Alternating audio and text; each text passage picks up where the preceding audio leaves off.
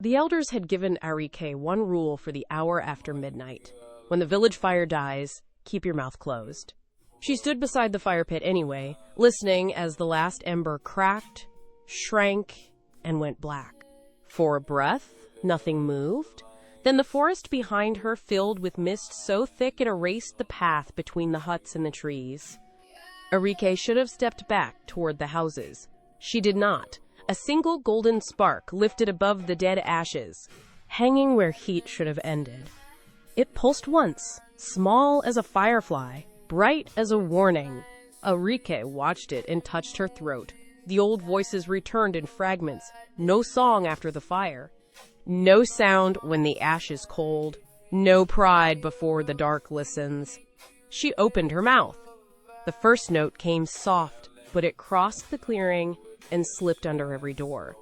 In a nearby hut, a child who had been coughing all night stopped mid-spasm and drew a clean breath. A goat tied near the granary raised its head toward the sound. At the riverbank, water pressed against the stones, slowed, and held its surface smooth.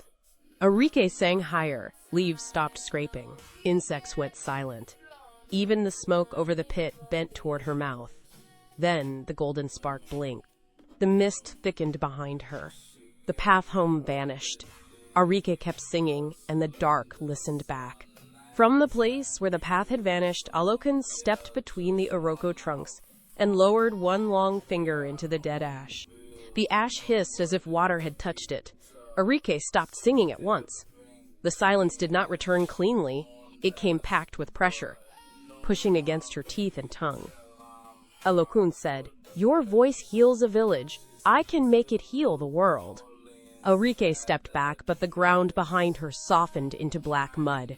Roots tightened across the only way home.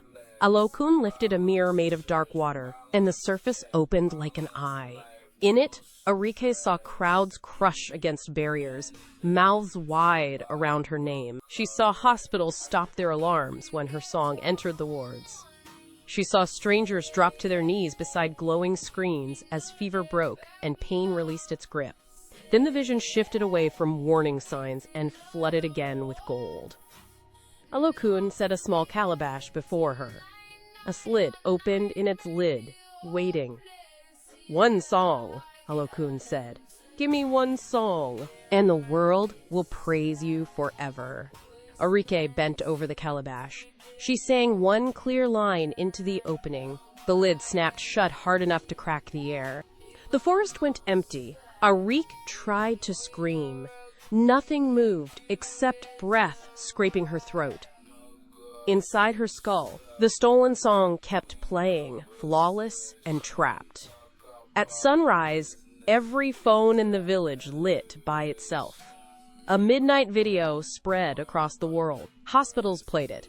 Patients stirred, stood, and breathed. Under the screen, millions crowned Arike a miracle. By evening, Arike's stolen song moved from phone to phone without her. A car stopped at the village edge, and two managers stepped out with contracts, cameras, and microphones. They asked for a performance. Arike shook her head and pointed to her mouth. One manager smiled, raised his phone, and pressed play. Her stolen voice burst from the speaker, rattling dust from the rafters. Outside, people cheered her name. Arike snatched the phone and dropped it into a bucket. The song stopped there, then erupted from 3 other phones at once. Mama Sadi pushed through the crowd and pulled Arike away before the cameras followed. At the shrine of drums, 3 elders set salt, palm oil, and iron bells in a circle. Mama Sade pressed a talking drum against Arike's chest and said, "If your voice is still inside you, strike it." Arike hit once. A dull beat answered. She hit again, harder. The trap song detonated behind her eyes. She fell, hands locked over her ears. The drum skin split from rim to rim, and Alokun's laugh scraped out of the tear. She gave it freely. Before dawn, Arike ran to the river. She wrote her name in mud, pressed her throat to the water, and opened her mouth beneath the surface. Bubbles rose, no voice followed. Across the river, a truck screen blared her song above the words, "Arike, the silent miracle." Tickets sold in the city before the truck disappeared. That night, Mama Sade ordered every phone hidden, every mouth closed. She led the village back to the dead fire pit. A new flame waited. The new flame climbed high, then began to starve as midnight crossed the pit. Mama Sade set 9 iron bells around the ash and lifted one hand. No phones glowed. No one spoke. One ember remained in the dark, smoke thickened above it, twisted inward, and Alokun rose with the calabash held before Arike. The lid trembled. Inside, her stolen voice hammered the wood, forcing the bells to ring without hands. Children clamped their palms over their ears. Alokun turned the calabash toward the village and said, "Break it, and the healings end. Keep silent, and the world keeps praising you." The fire pit cracked under Arike's knees. Mama Sadi threw iron dust into the flame. The smoke snapped white-hot. Alokun recoiled, and the calabash dipped low enough for one heartbeat. Arike moved before the shadow recovered. She lunged through the heat, wrapped both hands around the calabash, and pulled.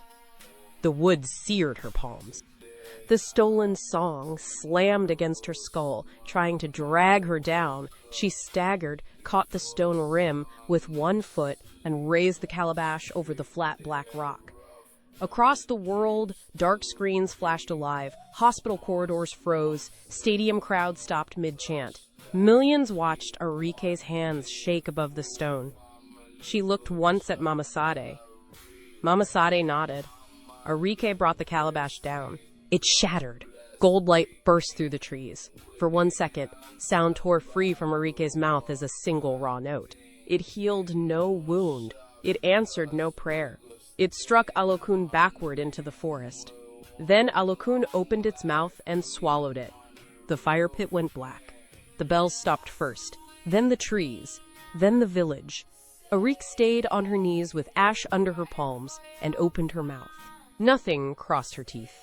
Mama Sade leaned close and waited for even one broken breath. Only the smoke moved. Beyond the forest, the miracle failed in pieces.